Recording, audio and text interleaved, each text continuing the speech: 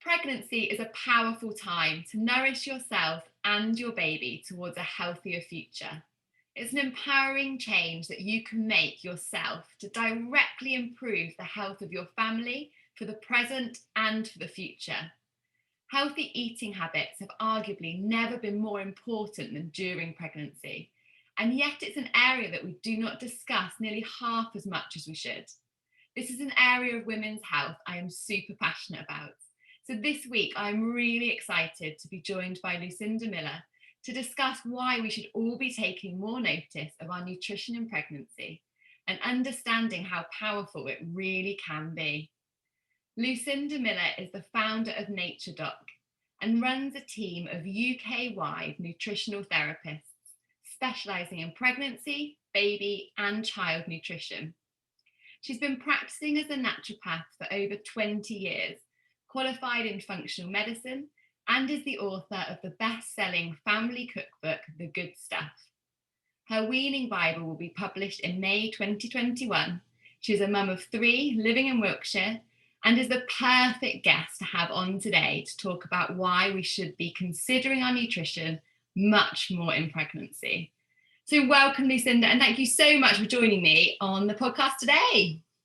Pip, it's lovely to meet you at last, and so nice to meet someone who else lives in Wiltshire. Yeah, which is brilliant, and it's amazing how we've been able to connect over social media, but actually are pretty much neighbours, which is great. It is a small world. So Lucinda, I know the world is crazy busy at the moment, so I'm truly really grateful to you giving up some of your time to share your expertise, because this really is a very under-discussed subject that we need to start kind of lifting the lid on, I think, and getting some good information out there to all these pregnant mums. Oh, well, I have a real passion about this. So as you said, we specialise in pregnancy and baby and children's health in our clinic. And we see far too many kids with allergies and gut issues and all sorts of developmental issues. And when you look at all the research, there's a lot of evidence that if you get pregnancy nutrition right, then less of these things are going to happen. So that's why I want to educate as many of the newly pregnant mummies so that they can make the wise choices and help their baby be easier and happier and develop really well. Absolutely. It's kind of a no-brainer when you think of it like that, but if we haven't got the information, then we don't know about these changes, do we? So it's fantastic to have people like you out there kind of advocating for it. I love that. Now, I wonder, Lucinda, if you could just explain a little bit, if we kind of backtrack to kind of your route into the kind of practice that you are in now, what kind of led you to creating your NatureDocs company and then becoming the functional medicine practitioner that you are today? So when I was in my mid-20s, I had a lot of fatigue. I spent a lot of time asleep in the loo, on the tube on the way to work. I used to fall asleep at parties. You know, I literally was just exhausted all the time. I tried to have a normal life, but wasn't really working. And someone said to me, go and see this naturopath, she'll sort you out. And within literally 10 days of changing my diet a bit and taking a few nutrients and things, I felt fantastic. And I just thought, I really want to retrain and do this. And I kind of got the sort of passion right from the get-go. And then I've got 3 lovely children. The eldest is 19 and they go down to 12. And I guess I became really interested in nutrition for the babies during pregnancy. And they all had little niggles that we had to sort of iron out along the way when they were young. And so I just sort of got this passion, and I realized that there was very little information out there. And I had to dig very deep. And this was the time before social media. And I'm so surprised that it hasn't moved on more since, you know, over all that time. So I'm here still sort of championing great nutrition for pregnancy and hoping that the message will get through. Oh, and I'm so pleased that you are still championing it. And like you, I kind of agree that the evidence is so compelling now, and yet the message just isn't kind of out there in a kind of widespread way yet. So we've still got some way to go for sure. Mm-hmm. And we spoke about these kind of terms, Lucinda, so the naturopath and then the functional medicine. What for our listeners, what do those roles kind of mean, and how are they, I guess, different? So a naturopath is someone who practices natural medicine as such. And we're not doctors, obviously, but we look at diet, we look at lifestyle. We might use nutrients to support someone if they're low, so they're low in iron or zinc. We're putting in those supplements plus the foods. And then functional medicine's taking it to the next level, really. It's basically doing a lot of laboratory tests to identify very precise nutritional needs and metabolic pathways.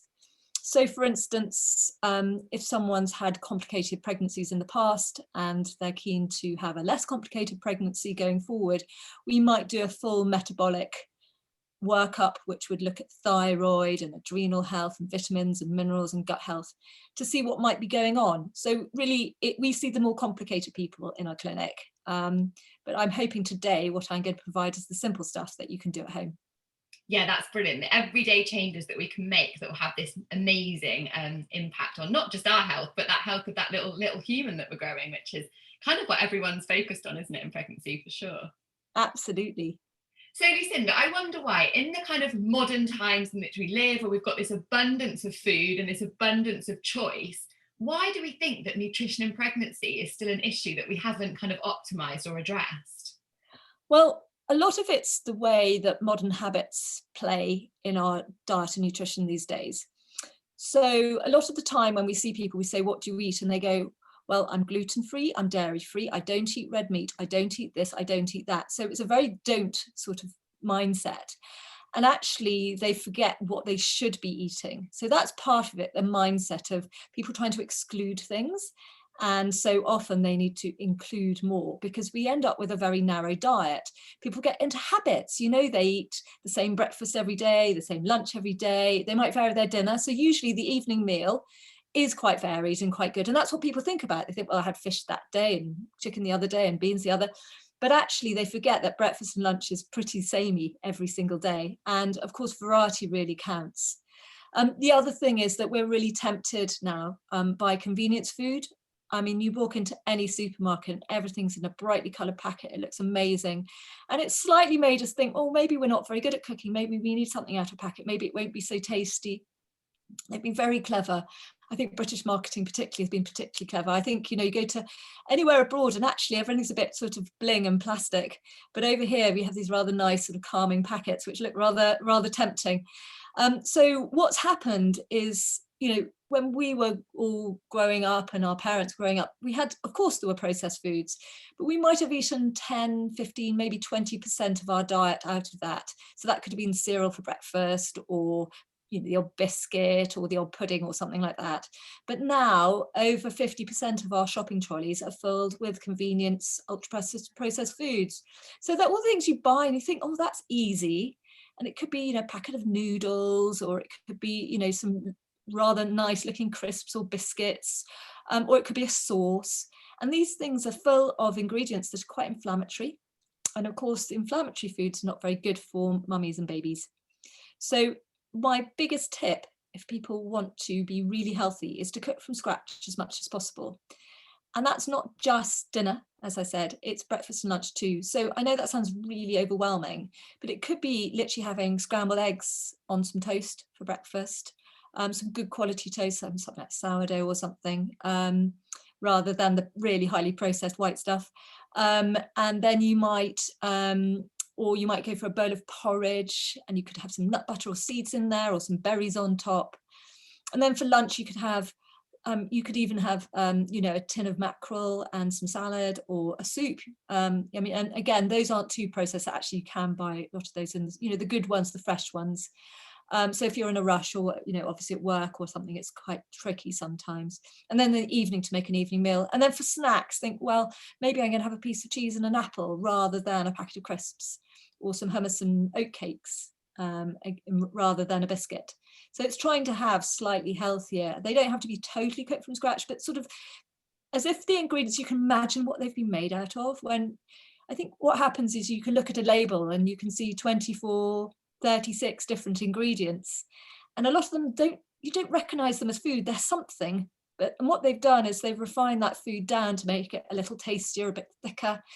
to have a longer shelf life. But again, these foods are not recognized by the human body very easily, and it can make the body inflamed. And basically, what I was saying to you is the essence to staying healthy during pregnancy is not driving inflammation. And inflammation is the thing that could drive something like having a baby early, like preeclampsia. It could be due to the diabetes. It could be aches and pains. It could be tiredness or headaches. It could just be literally just putting on more weight than you should, or your metabolism going out of sync. So it's really good to try and cook from scratch really as much as possible. Do your best, and we don't have to do it all the time. I always say sort of an 80-20 rule, because there's always temptation, and it's, we're always, people are in a rush. So have your packet of cereal or something occasionally, have a bit of cereal occasionally, but not all the time, or a biscuit, but just not every day. So it's all about habits rather than being absolutely perfect. Yeah, I think definitely. And otherwise, if we aim for perfection, then we almost feel disappointed if we don't achieve what we planned. And I am all for that 80-20 rule, Lucinda, because I am a self-confessed chocoholic. But I think actually I can have that bit of chocolate that I really enjoy, because my meals have been full of nice, nutritious, fresh ingredients. And actually, when we think about that cooking from scratch, like you said, it can feel super overwhelming when you think of it initially. But like you say, opening a can of mackerel or chopping up a bit of salad actually is no slower than a microwave pasta meal. It's equal in terms of time. And the more you do it and the more you get used to it, the quicker you get at it as well, don't you? It just becomes part of your routine. And there are some things which are super easy, pouring hot water over couscous or over quinoa or things like that. You know what I mean? It can be quite simple as well. So it doesn't need to be complicated. Or a stir fry. Or even just making a really, really nice chunky sandwich with just really good ingredients in it and having some extra salad on the side or something. Definitely, and batch cooking as well, because then you can freeze things and make everything quicker. You've almost got the convenience foods there then, but you've made them from scratch. So it's a double win, isn't it, really, I suppose? You definitely want to batch cook towards the end of your pregnancy as well, because you need as much good food as possible when you're breastfeeding. You will become so hungry, you won't believe it. So it's unbelievably important to have tons of food in the freezer. And everyone says, look, what's the most important thing that you get for when the baby arrives? And I say a bigger freezer. Yeah, I love that. A slow cooker and a big freezer. Absolutely. I love that. That's a brilliant tip. I say that we're a household where we have like a freezer in the kitchen and then a freezer in the garage, pretty much for that reason. The one in the garage has got my lunches in for my long shifts so that I can, grab something out, and it's usually a surprise because I forget to label them, but I know it's going to be healthy and filling, so that's always good. Oh yeah, do have a really good Sharpie or something like that. That's really important, because gosh, I've had so many surprises as well about labeling them properly. Amazing. So when we come to kind of nutrition in pregnancy, Lucinda, what are the benefits of trying to optimize that for our mums and babies that are growing inside? So first of all, it's about having the healthiest pregnancy possible for you. So you feel well, that you really bloom, that you can, I think a lot of people are worried about maybe not being able to go back to work. So it's just being able to optimize that so you don't feel unwell, you're able to, attend work or whatever you're doing, or looking after your other children or your mother or whatever your life is just being able to do that. So you think about that first. Secondly, it's really nourishing the development of your baby. And those nutrients really do go through to your baby. It's unbelievably important, but it's also getting those stores ready for when you're breastfeeding and after the birth as well. Now, not everybody breastfeeds, of course, but I think a lot of people intend to, even if they don't. And even those first few days of having good stores of nutrients in your breast milk are really, really important. And it's also to help make sure that you do have a full-term pregnancy if possible.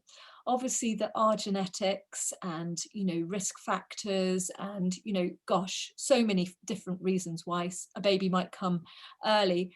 My mum was born at 30 weeks, which is pretty early, and but she survived, which is pretty amazing, and she was wrapped up in cotton wool and put on a radiator because brilliant. Yeah. Good improvisation, I love that. Absolutely. So yeah, no, it's all possible. But and the other thing is preeclampsia, which is a horrible, you get this incredibly high blood pressure, and it's a very high risk for both mummy and baby. And you know, some people are amazing and do go on to have other children, but often people stop at that point, and so they won't go beyond having one baby because it was such a trauma for them and for the baby. So it does sort of, some people just choose to have one baby anyway, but it really can really make that decision very strong going forward. And some people do have hopes and dreams of having more than one. And so, you know, trying to prevent that. So with that, if there are certain things that we found that can really help to prevent these sort of big things happening. So one of them is, there was actually, it was not controversial, but it was just not liked. The study that came out last August, which is saying that women that drink lots of caffeine when they're pregnant are more likely to have preeclampsia, more likely to have an early birth. And of course, being in in a NICU unit of a hospital is pretty traumatic for everybody, especially if there are other children. So I think there's always this thing, oh, have a cup of tea, put your feet up and have a piece of cake sort of thing, and actually try to find some teas that you really like that aren't caffeinated. So rooibos, we found, is a lovely one which isn't caffeinated, but it tastes a bit more like tea. So if you really want to just swap something a little bit more simple, you can get that at all the supermarkets. And then there are some really specialist herbal teas for pregnancy that are safe. We have an online shop where we sell lots of pregnancy and vitamins and all sorts of things. And one brand that we love is called Hot Tea Mama, and they're based just outside Marlborough as well. So they're all very close by. They're lovely, yeah. They're over on Instagram as well, I think, aren't they? I've seen their teas, and they seem to be an absolute hit with the pregnant mums that I've spoken to. Yeah, they're amazing because they can help with sickness and all those things along the way. So it's nice to have a cup of tea, but maybe not caffeinated. Obviously, some people will go for a caffeine-free normal tea, and that's okay too, because if they like the taste. But obviously the herbs have got some benefits which may help you just sleep better, or, you know, feel more relaxed or feel less sick, etc. So yes, and the other thing which is really important to optimize during pregnancy in terms of helping with just preventing any sort of ups and downs along the way, or early, as I said, early birth, is something called omega-3. Omega-3 is from oily fish, hence my mention of mackerel at lunch. So oily fish is things like salmon, trout, mackerel, sardines. You obviously can't have the seafood when you're pregnant, so you have to stick to those. And these are different from the cods and the whitefish because they've got the oil in them, and it's the oil that really nourishes both mummy's brain and baby's brain and helps with baby's development. So it's been found that omega-3 can prevent postnatal depression. So if you are that type of person who has slightly up and down nature, or is finding the whole thing quite stressful, whatever, you know, we're all going through COVID at the moment, everyone's quite stressed. So it's quite a good thing to get it into your system quite early on, so that you're feeding yourself and your baby with that, because it's important for your baby's eye development. It's also important for their brain. It really, really helps with learning and memory and all those things. You know, there are so many kids with dyslexia, dyspraxic, ADD, you know, all these things now. And actually, there's a lovely researcher, he's in his late 80s now, and he's still working at Imperial College. And he is the sort of godfather of omega-3. And he advises women to start taking omega-3 supplements and to eat lots of fish and shellfish 3 to 4 months before they even fall pregnant, because he thinks it's so important. So there are, you know, so it's a sort of key one during pregnancy to try and get in. Obviously, some people aren't fish eaters for many reasons. They might be vegetarian or vegan, and that's, you know, it's harder to get it in. You can get it through walnuts. So you could eat lots of walnuts or make walnut pesto or something like that. You can get through flax seeds, which are linseeds, and they're marvelous for constipation, because a lot of women do experience constipation during pregnancy, and they're great. Then you've got things as well. There's hemp seeds, which you can't really get in supermarkets. You'd have to get in a health food shop or online. And those, again, are full of omega-3. And then you in organic whole milk, so the blue top whole milk, there is a little bit more omega-3 because it's been grass-fed. And the same with meat, any grass-fed meat. So you know, when it sort of says outdoor reared, blah blah blah, those are usually grass-fed. They might have been topped up with, and those meats are a bit more omega-3 rich. So it's better to go for the better meats if you're a meat eater. But it's still quite hard to get the omega-3 in because it doesn't convert very easily. So you only get a maximum of 10% versus the fish, wow, which isn't very much. No. You have to have a huge amount of walnuts and things, you know. That is a lot of walnuts. Exactly. So this is why a lot of women turn to supplementation, because they might not like fish or they don't eat fish or whatever. So there are some excellent omega-3 fish oils that you can buy, but also vegan ones made from marine algae. I am very happy if anyone emails me to advise, or they're on our site anyway. So they're easy to source. And you take them every day, and you take them for at least 3 months after having the baby, and, you know, possibly even up to a year, depending on how you're doing and how long you're breastfeeding for. Basically, it sort of helps, as I said, feed the baby, feed your brain too. So omega-3 is really, really important, and it is quite important to get good quality. You can get them from the supermarkets, you can get them from, you know, sort of discount vitamin stores and things like that, but just always check that they've been properly purified, because sometimes they can contain contaminants like mercury and plastics and things, which is a worry for some people. So just get the best quality you can. And that might mean a few more pennies, but it will be worth it in the end. Yeah, that's really great advice. So Lucinda, if someone is looking, they've started their sort of search or their hunt online or in shops for the omega-3s, is there anything particular they should be looking out for other than that kind of purification? Is there different doses or kind of ingredients in them? So the one to look out for, it's called DHA. And normally they will say they're for pregnancy. So I would find, you know, an omega-3 that says for pregnancy, and then it will be the right amount. So it's usually between 500 milligrams and 1,000 milligrams a day, depending on, you know, the potency. I mean, they vary a little bit depending, but looking out for it, says DHA, and that's the important one to look out for pregnancy. Amazing. So that's what everyone will be Googling now, hopefully. And they're listening away, Googling omega-3s. And I will link in the description of the podcast is Lucinda's website, NatureDoc. So you can always have a little look on there.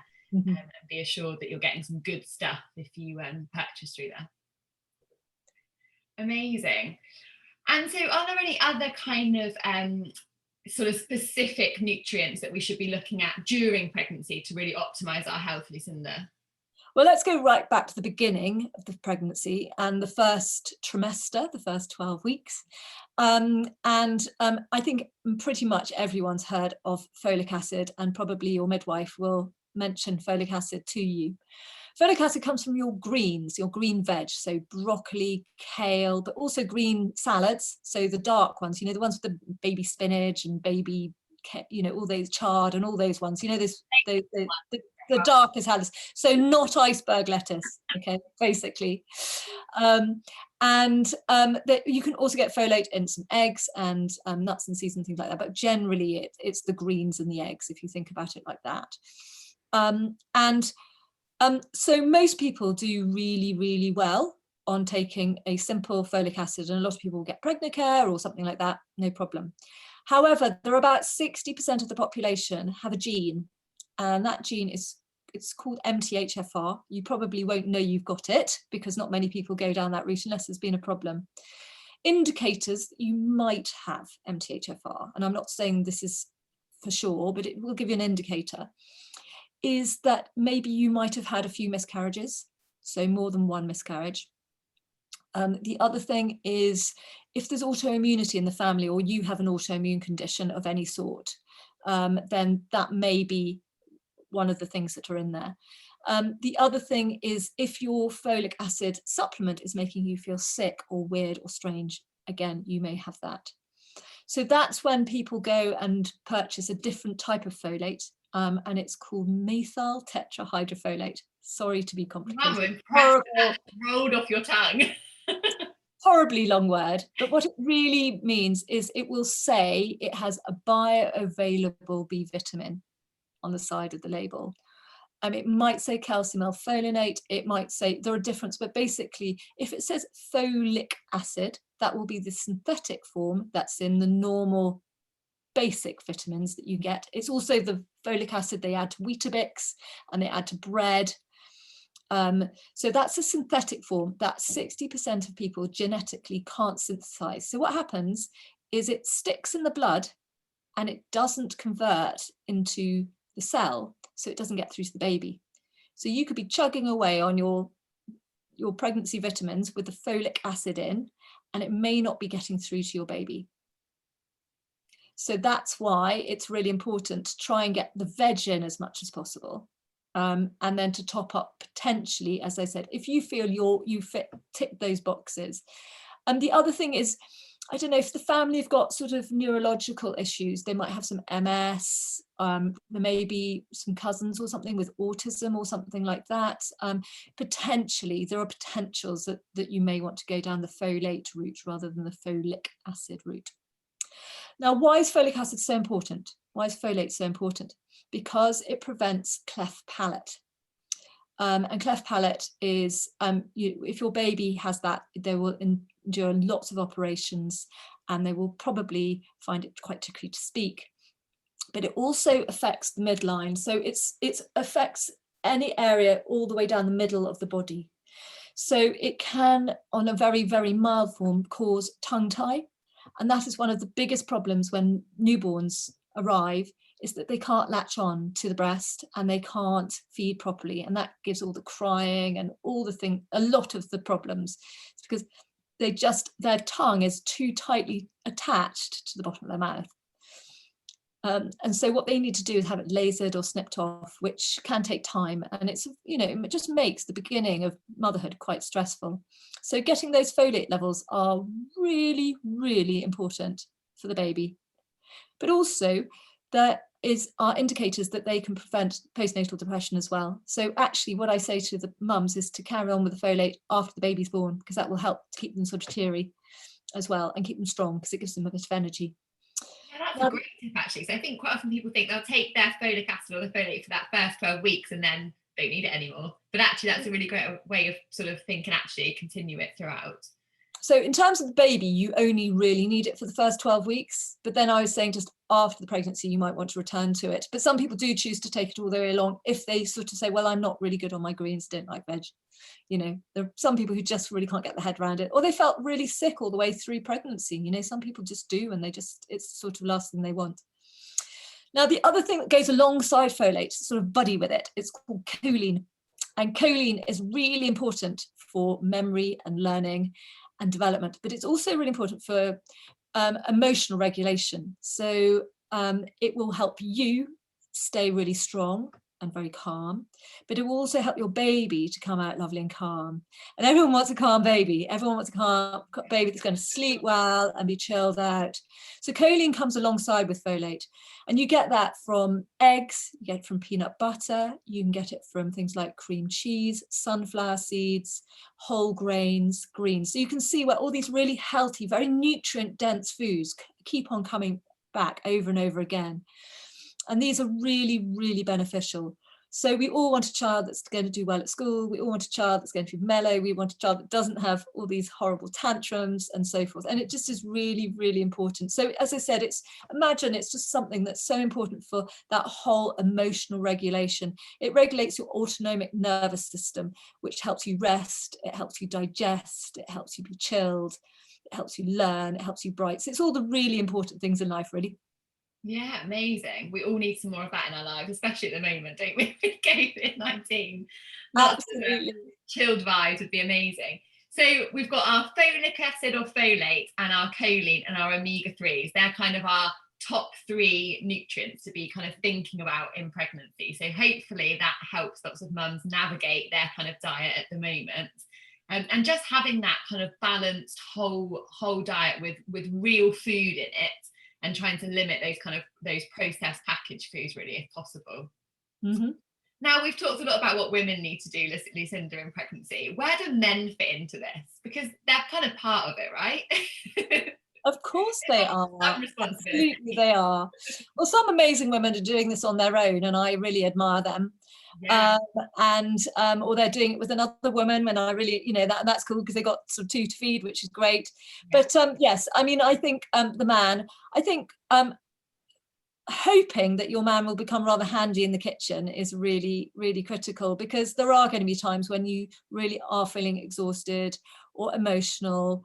And I think, it's a man that can follow a shopping list and go and get what you've asked them to get. Because sometimes I used to get quite bothered if he got the wrong thing, even if it said the right thing on the label, it just didn't seem right.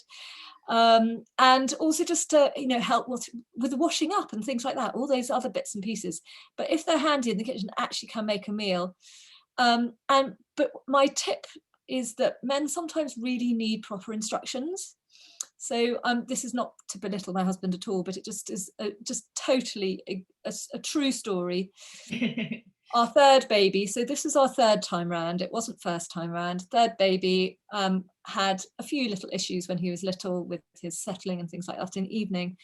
And that's the time when you are pretty much breastfeeding or feeding anyway all evening. And I was absolutely starving and exhausted. And he said, "Oh, darling, what's for supper tonight?" I said, "Lamb chops." So anyway, about an hour and a half later, I came down having, finally got little one into bed. And there were two lamb chops sitting on a plate with not a potato, not a piece of veg, nothing. And I was like, oh my gosh. And if I'd said lamb chops, broccoli, carrots and potatoes, he'd have done them all. But, and it was just one of those things. So do give them the right instructions. Love that. He did exactly what you said. He cooked lamb chops. That's the sort of thing that would happen in my house as well. For sure. They've worried about the most important thing, the meat, and everything else just gets forgotten. Absolutely. And it's very literal, and and so I just, that's just my little tip. Clear instructions. Brilliant. Now, I think we would be being unfair, I suppose, to pregnant women if we didn't recognise that actually sometimes the barriers to kind of optimising our nutrition, it can be a challenge. Have you got any kind of tips, Lucinda, to overcome some of those? I know we talked a little bit about kind of batch cooking and perhaps preparing a little bit ahead and thinking about things like tinned mackerel that might speed things up. But any kind of tips to expectant mums to trying to get it as right as they can? I think it's just getting really simple ingredients. So thinking, instead of getting the complicated extra zooped up yogurt, just get a big thing of Greek yogurt, get some frozen berries so that you've always got some to hand. Always have some fruit in the fruit bowl.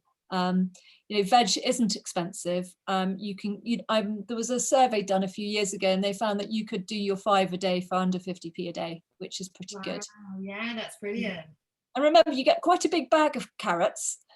So one thing that I do, which I find really helpful, is when we're chopping veg, like onions, you very rarely use a whole onion in cooking. I don't know if you find the same. It's sort of too overwhelming if you use the whole onion. So onions and leeks and carrots and things like that, I'll often put in little bags in the freezer. That's a brilliant idea. And herbs is quite good for that as well, isn't it? If you've got some fresh herbs, but they go off relatively quickly, you can chuck them all in as well. Absolutely. And you can make little ice cubes with olive oil and herbs in as well. I mean, all sorts of things. But I think just sort of being efficient with that kind of thing. So because I think the problem is trying to get the variety and can mean you end up buying quite a lot of things and then you don't use them up. And then, making them into soups so that you've got soup in the freezer too is a really good idea with the leftovers.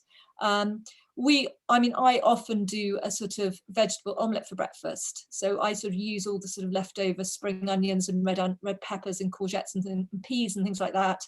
And I just bung them in with some eggs and some salt and pepper. It's delish. So there are all sorts of things that you can do with the leftover veg.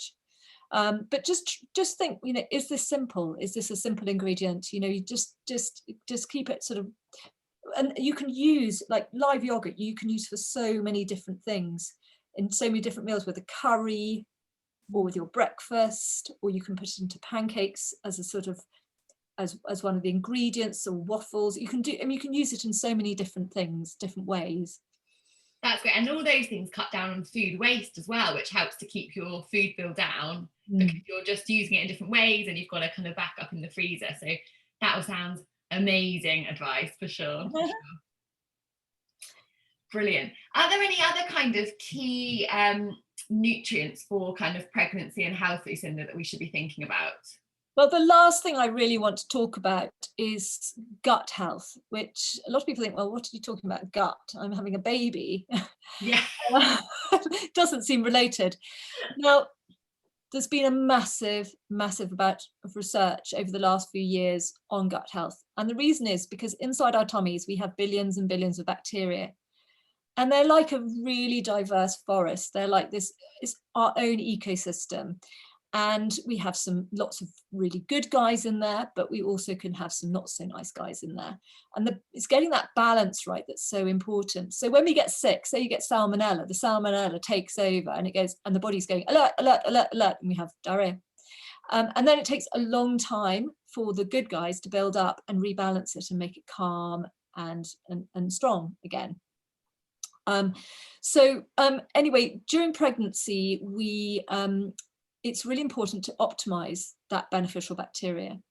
And that's where things like yogurt come in. There's a sort of relatively new yogurt called kefir with a K, which you can get in all the supermarkets now, even from Aldi up to Waitrose.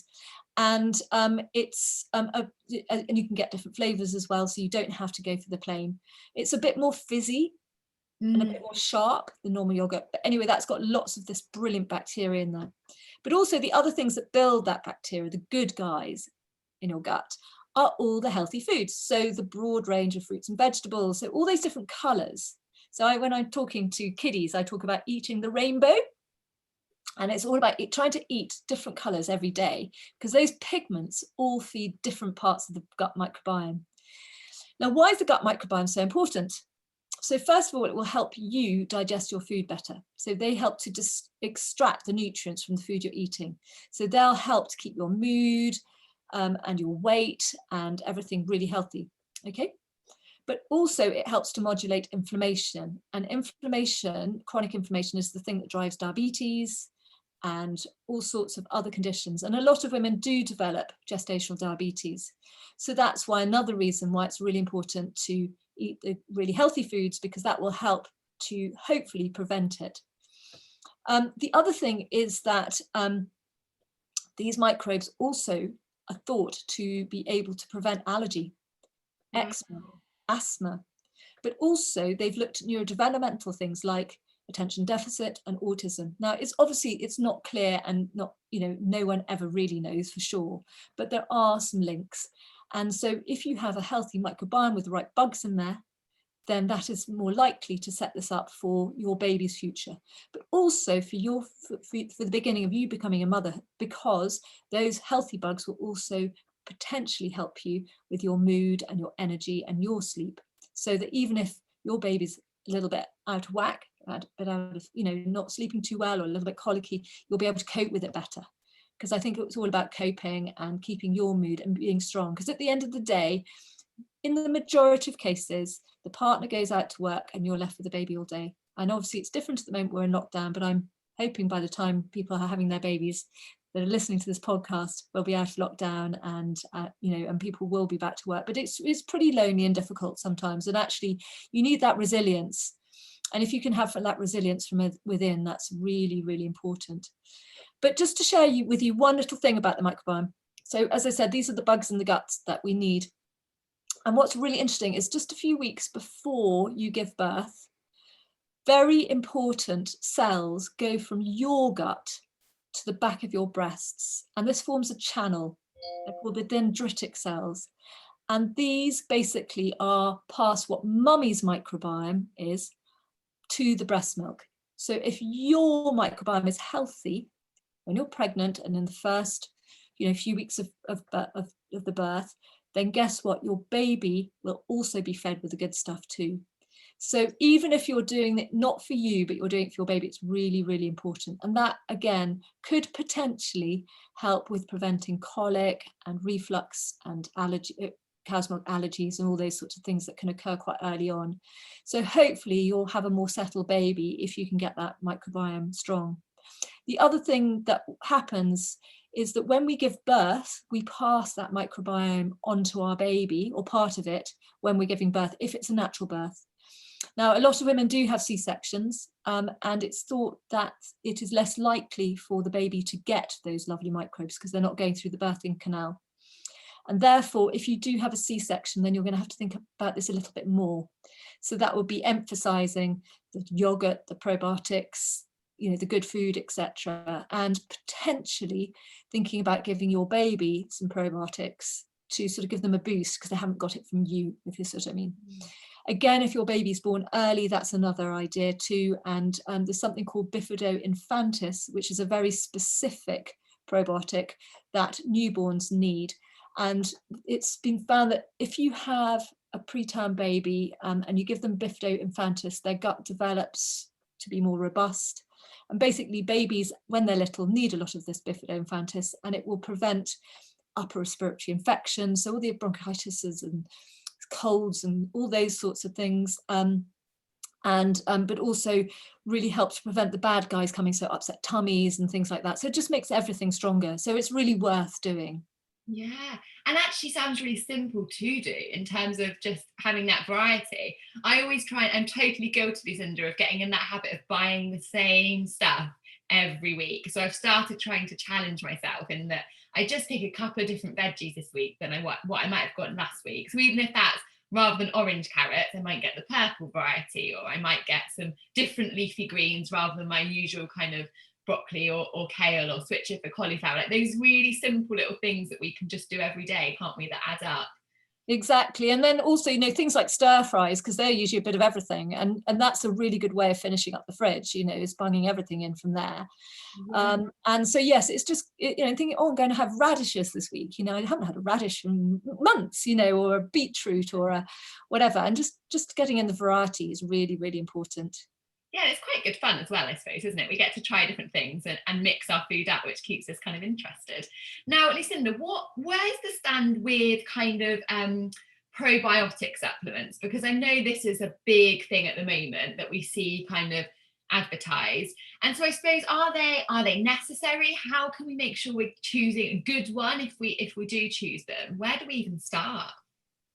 So I think if you've had a really uncomplicated pregnancy and you eat really well most of the time, and you just think, yeah, what, I'm really nailing this, I'm doing well, you'll probably be okay.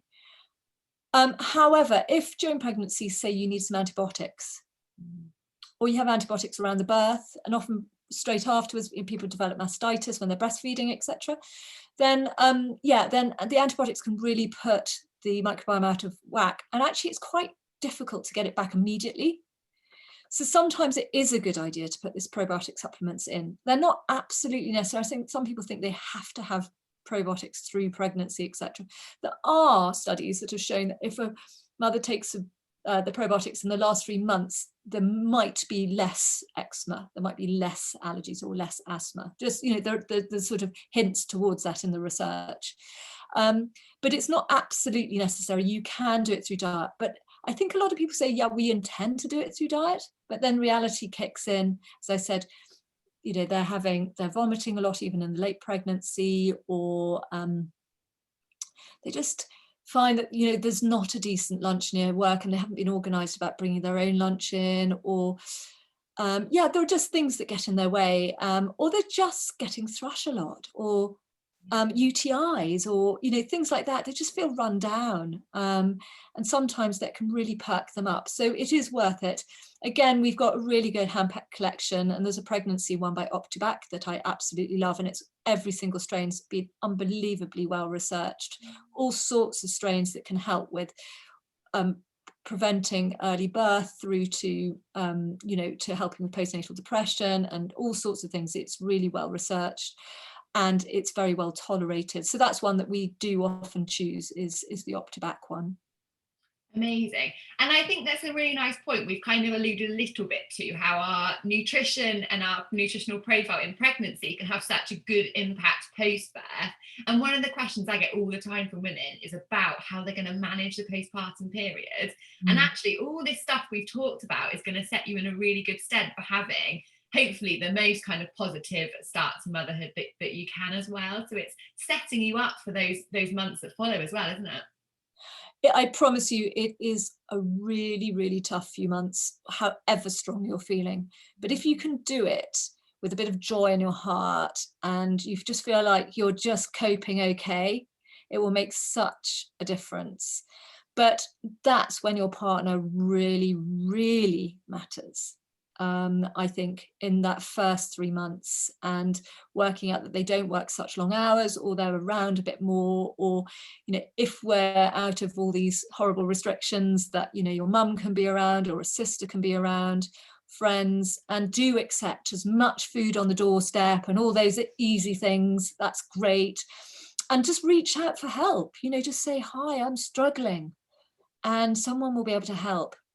Yeah, They really will. if help isn't offered, then ask for it. I think sometimes we're a little bit worried to ask new mums if they want some help, a fear of kind of offending, but actually everyone is more than happy to come and help you and hold the baby while you have 10 minutes to have a nice bath or eat a nourishing meal. So please ask for the help, for sure. It is the dreamiest thing to hold someone else's baby. I promise you, it's absolutely divine. So most people are just gagging for that, you know, they're desperate to have a hug, and then you can go off and have a bath and a nap. Yeah, it's the best part of my job, all these newborn babies. I love it. Amazing. Now, Lucinda, I just wonder if there is any kind of deficiencies that you see perhaps more commonly in pregnancy. I know certainly one that I see is anemia in pregnancy, and those kind of that lack of iron in our diet. I just wonder if there's anything that kind of springs to your mind, or any supplements that you might recommend around those kind of issues. So a lot of people do become anemic when they're pregnant, and there are, you know, ethnic reasons and genetic reasons why someone might become more anemic than others. But there's also a dietary thing, and I think a lot of us have got rather scared of eating red meat, and you don't eat liver when you're pregnant, and all these sorts of things. So a lot of people can become quite low in iron, and it is difficult. It really is quite difficult to eat enough. And becoming anemic is, you know, it means you've really gone very low. And you're hoping to keep your ferritin, which is your iron stores, at above 30 and ideally above 50 to feel really well. And that can be an impact on your baby's development if you don't have enough iron during pregnancy. Now, in terms of supplements, if a doctor does offer them, please take them, because they're much stronger than you can buy in any health food shop. Now, some people don't do very well on them. They become incredibly constipated, and that's a bit of a double-edged sword, because they need it, but, you know, they just are in too much pain, or, you know, it's just too uncomfortable. So that's where sometimes, you know, to reach out and get the more natural stuff, but then you will need to sort of look and see, gosh, I need a lot more in my diet. So yeah, a lot of people are going plant-based for various reasons, and it is, as I said, you have to eat 1 kilo of beetroot a day. Wow. To get That's a lot of red wheat, isn't it? It's a lot of red wheat. So exactly. So, you know, you do need an awful lot. So don't think that, you know, a little bit of beetroot and a little bit of spinach on the side is going to do enough. So you do need to monitor those and really take action if they are low. One of my tips to get the iron in is to have lots of vitamin C with it.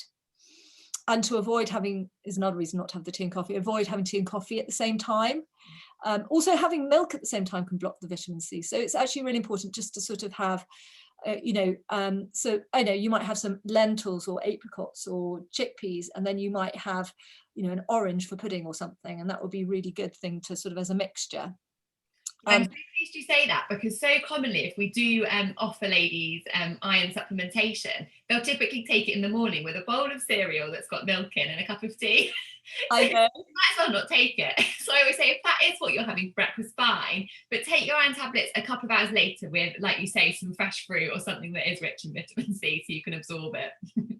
Not many people know that, so thank you, Pip, for sharing that information. It's so important. So yes, iron levels are big, and obviously the plant-based people also have to really watch their B12, which again is really important for neurological development and mood and feeling, you know, well and engaged in life, and being flexible as well. It really does help to have a sort of flexible mind if you have lots of B12. So it's sort of, that's quite key. So again, B12 is really hard to get through plants only. So it will need to be supplemented if you don't eat any meat or eggs or fish or dairy products. So that's really, really critical. What else? Sometimes people have come back as quite low in magnesium, and that often manifests in aches and pains and restless legs.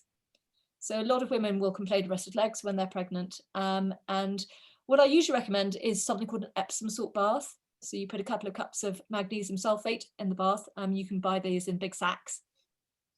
And you just soak in the bath for 20 minutes. It really helps with the aches and pains, helps you sleep well, and it helps with restless legs. So getting lots of magnesium in, and again, that's another call for the greens, the nuts, and some good chocolate as well, some cocoa. Oh, yes, definitely. I feel like we should definitely prescribe good chocolate. I'm a big fan actually of Epsom salt baths. So I'm not pregnant, but I do lots of running, and I find that after a few long runs I get awful restless legs, but those baths are incredible for just sorting your legs out, because it is really irritating otherwise. Absolutely. Amazing. Lucinda, we've given loads of information that hopefully will really support some pregnant ladies to, just like we say, just start exploring actually this amazing power that you have over the nutrition of yourself and your growing baby. I wonder whether you could try and give us 3 top tips to optimizing pregnancy nutrition. I know it's going to be really hard to narrow it down to 3. Oh my gosh, yes. Let's give it a go. I'll give it a go. So first of all, cook from scratch as much as possible. Build in as much variety as possible, and try and make every mouthful as nutritious as possible. Oh, I love that. That's brilliant. That was nice and concise. Amazing. Now, as I said, I will absolutely link Lucinda's website, NatureDoc, in the bio, and Lucinda's contact details. So if you've got any more questions or want to get in touch about having a consultation and trying to optimize all our nutrition in pregnancy, then you can. But Lucinda, thank you so much for your time today. And I'm just in awe of all your knowledge. I absolutely love it. And I just hope we can spread this message as far and wide as possible. Oh, I've absolutely loved our chat, Pip. And thank you for being the most incredible midwife who actually understands all of this. I just love it, because I just think it's so fascinating. And as women, it's so empowering to be able to make all these changes that are actually really easy to do. They are easy, and they're enjoyable as well. Lots of yummy food, things like berries and chocolate, and and not hard to eat. Oh no, definitely not. Oh, thank you, Lucinda, and I hope to chat really soon.